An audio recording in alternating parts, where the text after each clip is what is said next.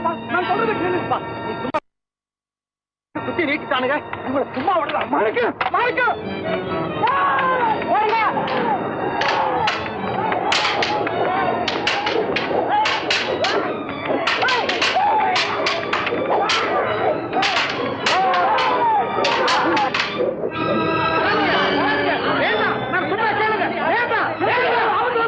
தம்பிக்கு எந்த ஒரு ஆபத்து வராது. நான் இருக்கிறேன், என் அப்பா முருகன் இருக்கிறான். முருகா மாணிக்கா மாணிக்கா